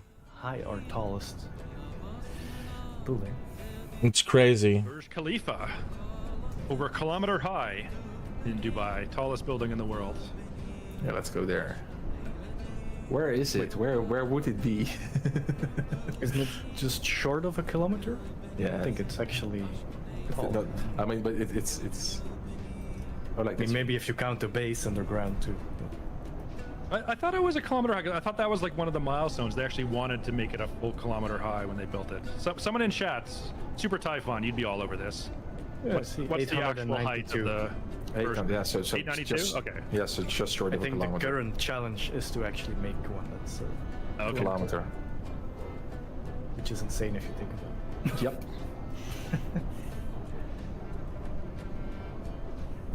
Like the responsible engineer supervisor that signs the document. These, you know, base pillars will hold the whole structure. This sign.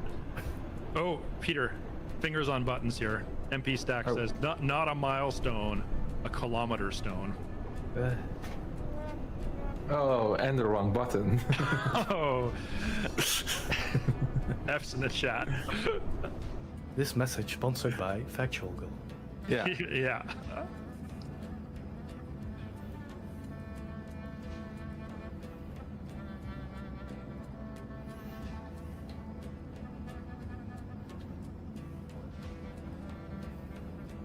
So I'm only just in Abu Dhabi. Wow, there's 2 of them. We are a bit early actually.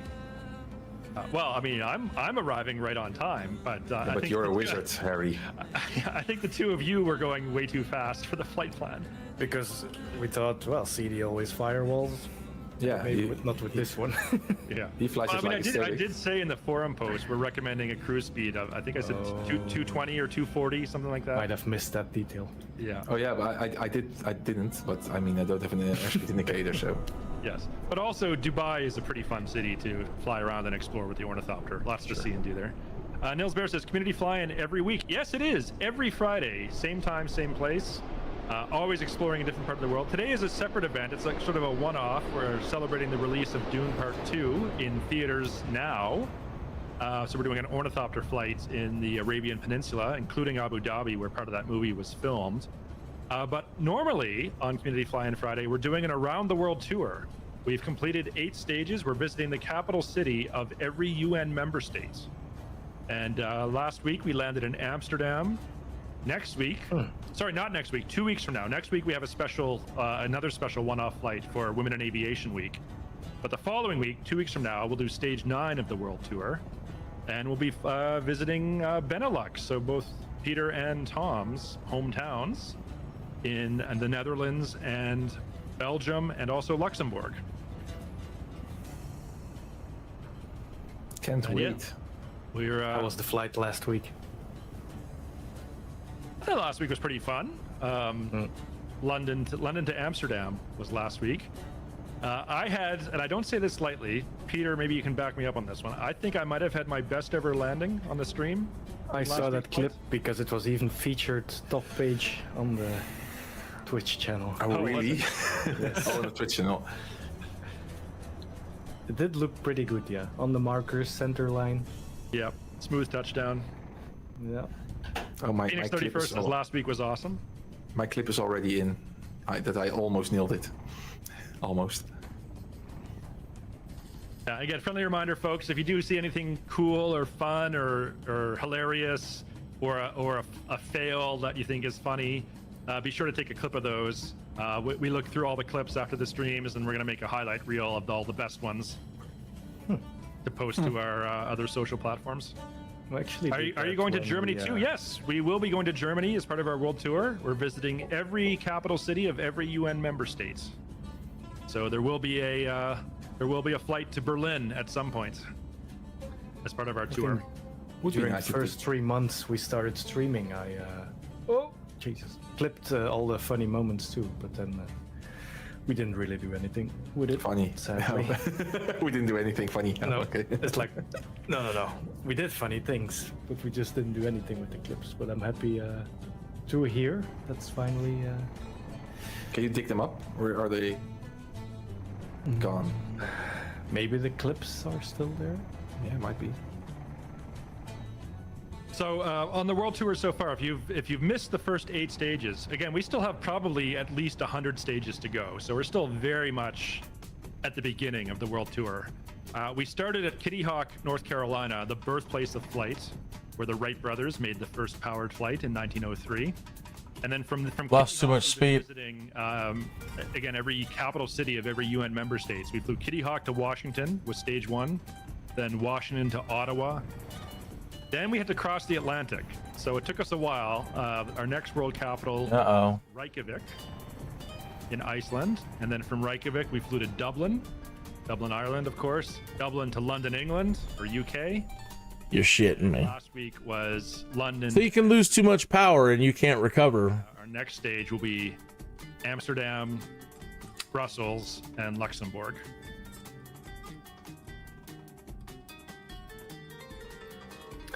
I should have installed the free Builds Dubai enhancement pack. I had to drop all my graphics to low for this. We were just lagging too bad. Enhancement pack, don't we? Okay, we need to load that. There is, I think it's Not sure. Orbex has a scenery pack for Dubai. Yeah, and I think we have that. Oh well. But you own that one? Yeah, I might actually have.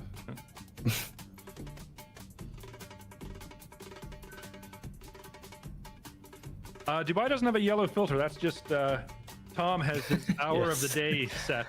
I have the Dune filter. What is the Dune filter?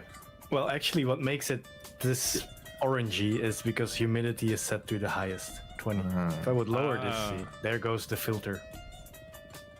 So you've just set your atmospheric conditions. Yes. Yeah. Cheater!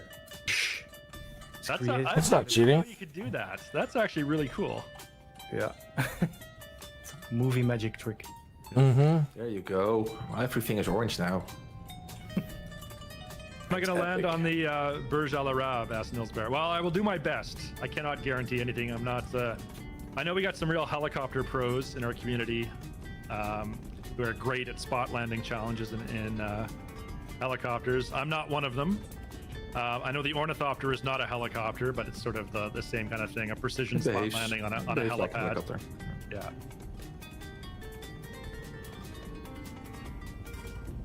So I will do my best to land on the Burj Al Arab helipad, but no guarantee if I'll be successful or not. Either way, it's going to be good content. I'll either pull off a spectacular landing, or it'll be hilarious when I fail, and we can make a good clip out of that.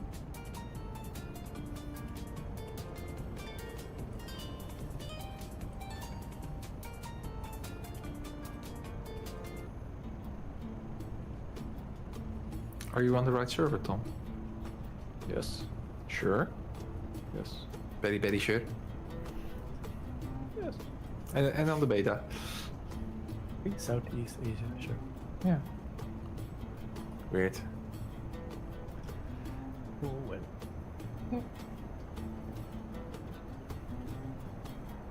There's a helipad around this thing. This thing is insane. Ango says there's a lot going on in Dubai because of the sinking Palm Island. Oh, are they actually sinking into the Persian Gulf? Didn't know that. I can imagine, actually. Yeah, makes sense. And it's mostly a Belgian company that made them. I thought Dutch. Well, it's Jan de Nul. And Oh, yeah. Oh, it's Jan, actually. Oh, I thought it was Boskalis. well, I'm sure they also. They also They also did some ducking. Yes. Gianni Pick asked, why can't we go to Arrakis outside the Ornithopter activities? So Yeah. I've heard that feedback from the community. Yeah. We Where's have asked Arrakis? Developers that players really like the Arrakis scenery from the Dune challenges and training missions. And so we've asked if it would be possible to enable free flight in Arrakis. Yes, please. No answer on that yet, so no promise, but we have passed that feedback on to the dev team. We've heard you loud and clear on that one. Is there a trick for that? There is a free mission file on Flight SimTO that will. Yeah. I think every location you go to. Oh, shit. And the rock formations. Yeah, so you can have a free mission which you can add, where you don't have an actual mission, so you can do free flight inside that location. But as Tom said, whatever location you'll choose in the world, you go to that location, to the dunes, so to say.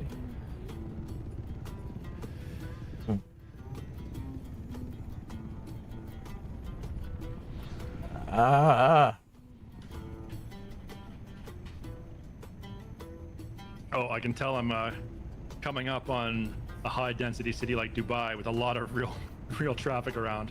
My frame rate has dropped to the high 20s as we're getting close here. Hopefully once all the scenery gets loaded in, it should settle down. It normally does.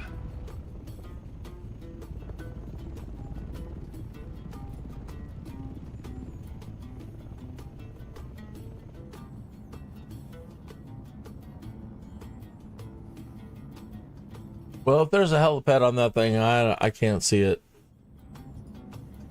I've got the Palm Islands in sight now. Oh, maybe he was talking about another place. He's just arriving. I'm currently making my full stop on. Oh, okay. Let's. I'll cut back to your POV there, Peter. You're at Dubai International. Yes. I'll also come in for a landing.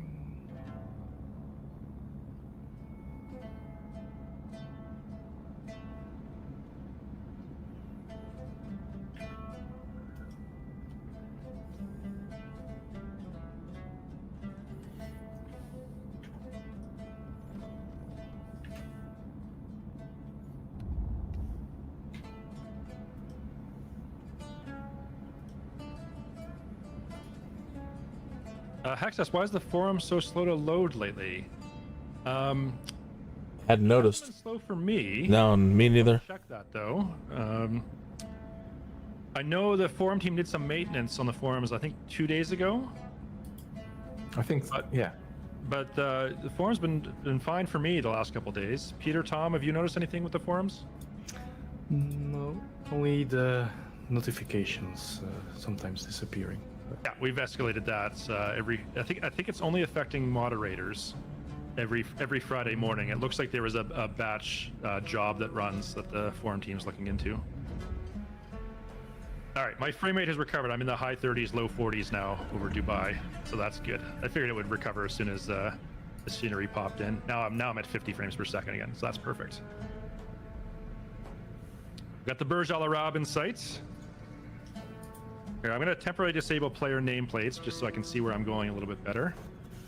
So I know people like to see your name on the channel on my point of view. So apologies for temporarily disabling it, but I do need to be able to see where I'm going. All right, gear down.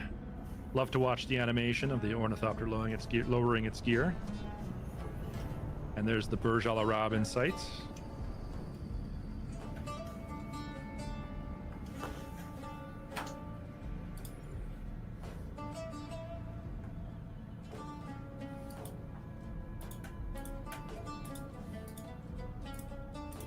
Anyway, it says running MSFX on an RTX 4090, and these details are beautiful. So I have a 3080 Ti, and I'm running at 1440p resolution. Obviously, it's downscaled to 1080p for the Twitch stream, so it looks better on my monitor than it does on your stream.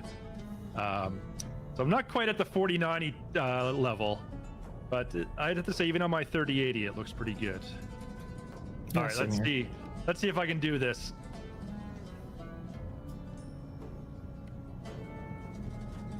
Oh, no. Come on, throttle up. All right, okay. All right, we recovered. We were a little bit too low there.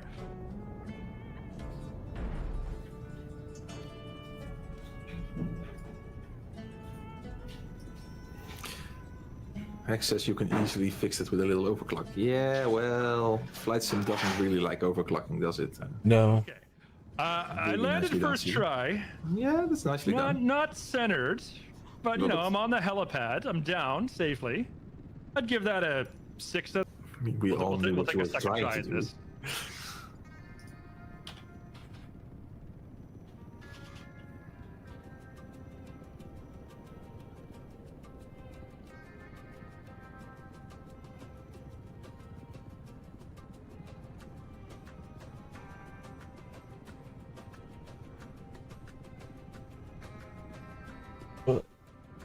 Shit.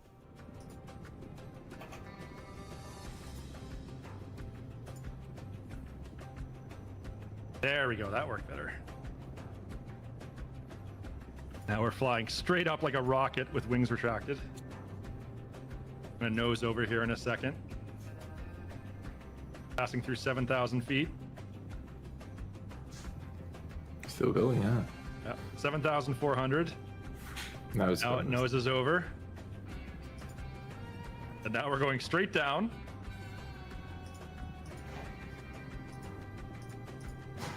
Oh, I waited too long.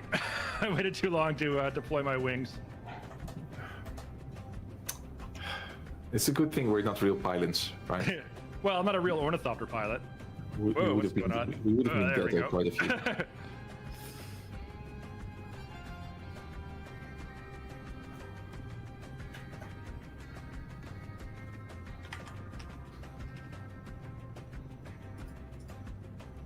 For a different kind of way to get insane speed, put it in glide mode and shove it in afterburner. So it will actually go faster in glide mode when the afterburner is deployed, because you have less drag from the flapping wings. Yeah. Okay, I think I need more altitude to do this though. No, that's dive mode. He said glide mode. Oh, glide mode. Yes. Oh, yeah. Okay, 1 second. There we go. Yeah, and then the afterburner.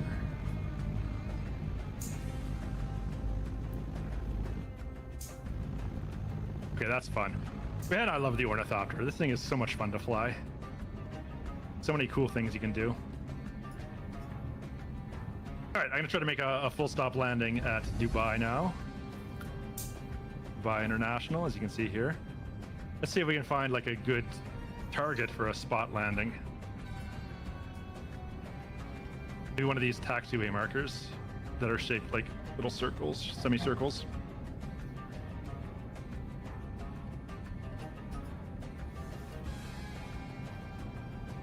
So pick one and commit to one. Yeah, I'm committed to this one, the leftmost one here on this terminal.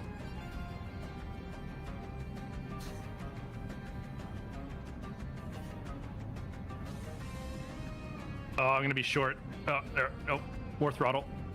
Okay, recovered. The braking is quite exceptional on this thing, right? Yeah. You're always way too cautious in general. There, look at that. It's pretty good, bad. right on. Yeah, it's not bad. I mean, I'm not lined up. I'm a little bit skewed, pointing to the left more than I'd like. But other than that, that's pretty good. Fine. It's acceptable. Right? All right, folks, we're gonna end our stream here. I know we're a little bit early, but It's fine. we're going pretty fast in the Ornithopters today.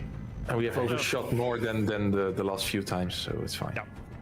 I want to remind everyone, Dune Part 2 from Warner Brothers Legendary Pictures, director Denis Villeneuve, in theaters now. I was lucky I got to see it yesterday. I'm going to go see it again on Sunday in IMAX this time. So super excited for that. Go see Dune Part 2. If you haven't seen Dune Part 1, of course, it's available on most streaming services. In your country, there should be one where it's available, so check that out if you haven't seen it yet. Peter, Tom, any final words from you? Maybe we'll start with Tom and then do Peter second. No, I'll try to watch part 1 though, so I can still watch part 2 while it is in theater. Yeah.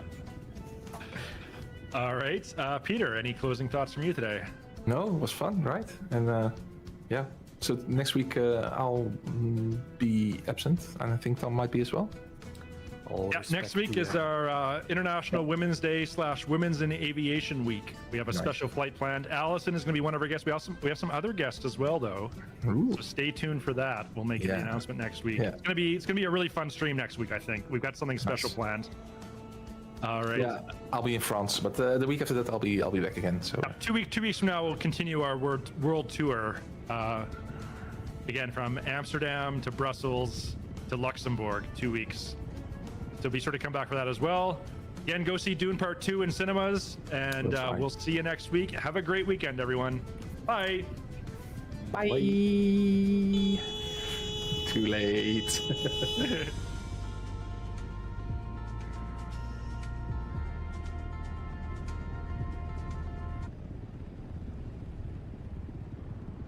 All right. And so we did it. Our community fly-in with the Microsoft group. A lot of fun.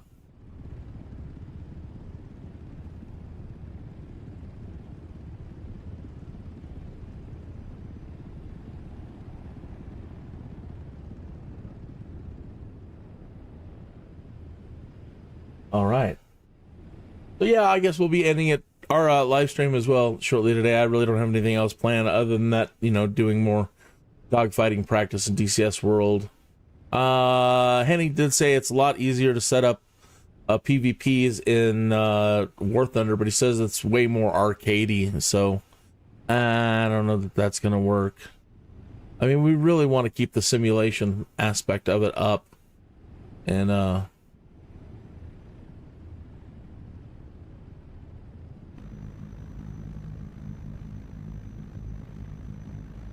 so probably just sticking with that.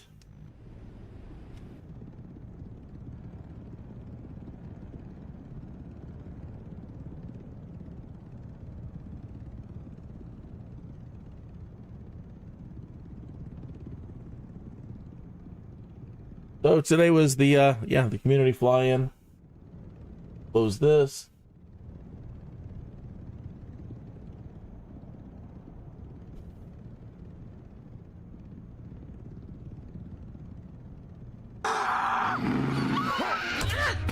Lord. Can't get to the video. I want to play our song of the day. Brad Sucks, I think it started a trend.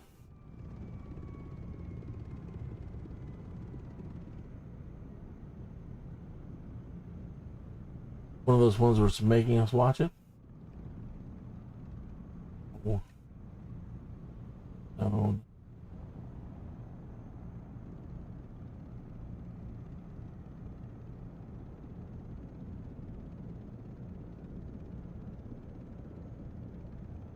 Do.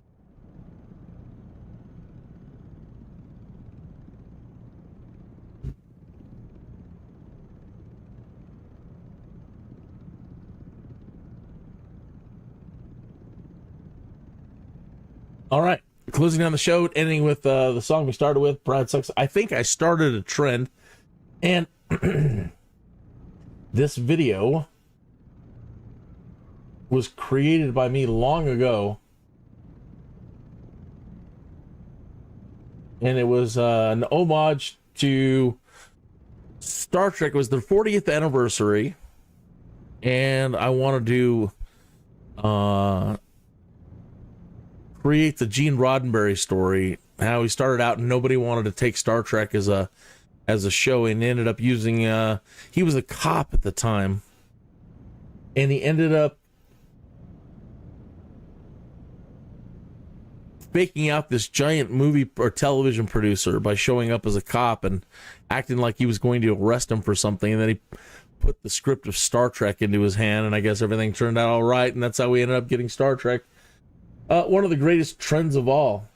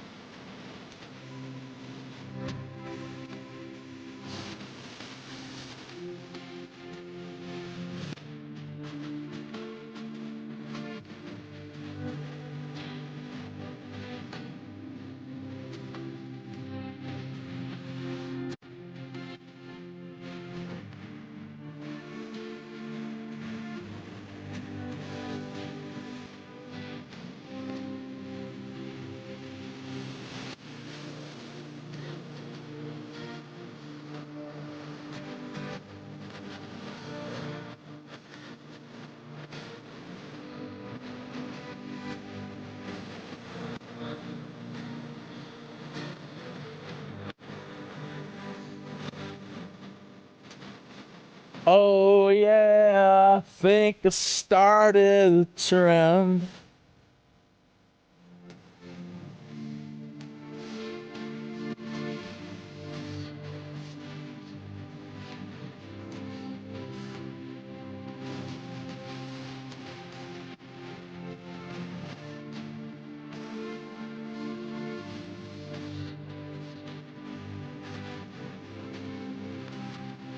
Oh.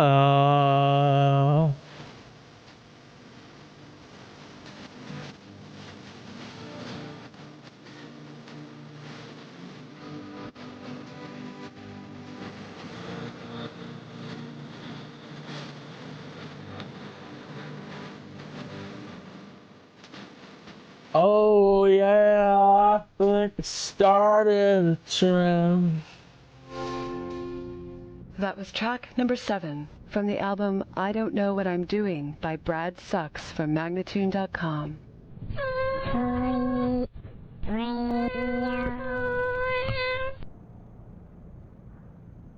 Oh, I was a rookie artist for Platinum at one point.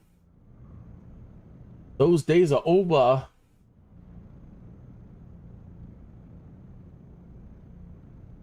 So thanks for tuning in today. We will see you Monday. I don't have anything planned at the moment. I'll come up with something over the weekend. You have a fantastic weekend. And yeah, you do that. I mean it. Really. Do it.